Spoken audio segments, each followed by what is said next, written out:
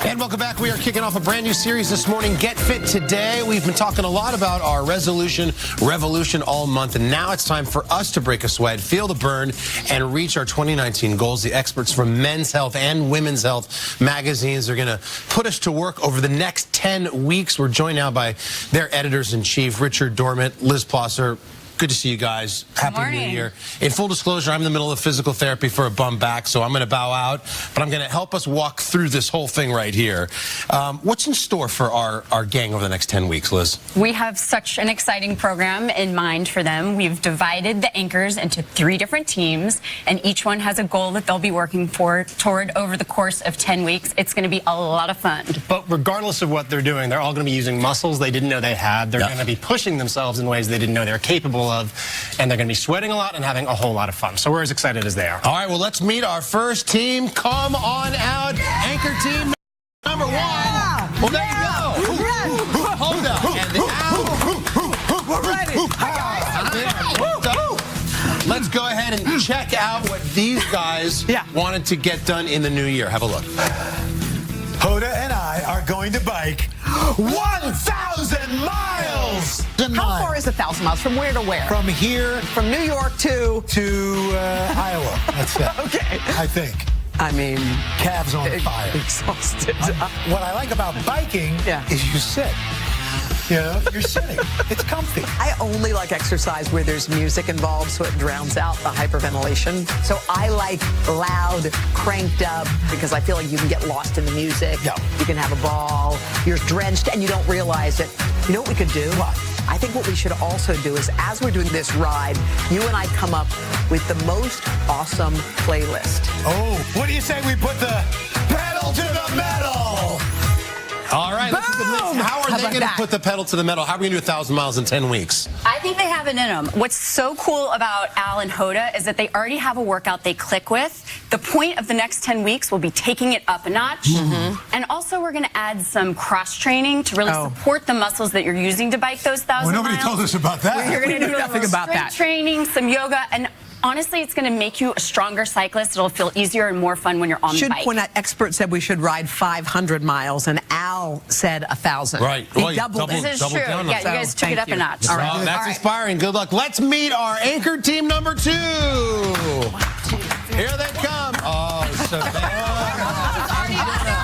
Already up. We're just grapevine in. Already dancing into the new year. We are ready to dance. Wow. Foreshadowing of movements to come. Let's take a look at the tape and see what these two wanted to reach fitness-wise. Well, for me, it's just to exercise at all. Yes. I have been sitting on my rear end for months. The thing is, Savannah and I are workout buddies. We're buddies. But over the last year, it's fallen off. Completely fallen off. Probably a lot of moms can relate with this.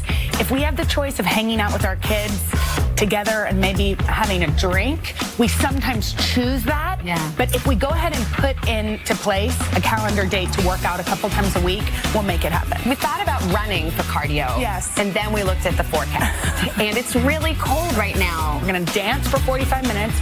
It's not going to be pretty. And some of us feel we're good dancers, especially if we've had a few cocktails. Some of us are just a mom dancer. I'm not somebody that can go to the gym and do like reps. It's so boring. But this seems like fun. I think it'll help us get more steps in, but also help us with our confidence. It's really good for your brain health, too. We're into it. And we're dance moms. It would be a good party trick. It sure would. You ready to dance? I'm ready to dance. Dance Moms Let's USA. Go. Okay, so far the big money's on Hoda now. Liz. Well, you guys are going to dance. It's going to be a pub crawl. A dance crawl.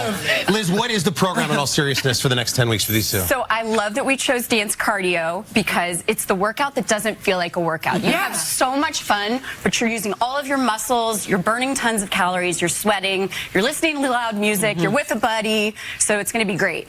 At the end of the 10 weeks, we are going to be counting on your Fitbit Versa how many steps you took over all those dance classes. Okay. And here's the big whammy. You will be performing a routine. Yes. At the conclusion of this challenge, wanna see that. see how amazing Great you mind. become at Dance Cardio. Sell tickets. Do y'all know like Do it. dance moms? We're going to be performing a routine right here. Maybe we'll teach you guys. I like that. This is going to be like dancing in the bars. All right, let's meet our third and final anchor team. Come on out. There they are. From Melvin. Dave, Billy, Guys, entrance. tough competition. Guys, welcome to it. Let's take a look at the tape and see what some of your fitness goals were for 2019. Our goal is to increase our core strength and our flexibility because Dylan can't touch her toes. I can't touch my toes. Can you? I think so. That's not in you this can't touch your jacket. toes either. I can. So anyway, we're going to increase our core strength.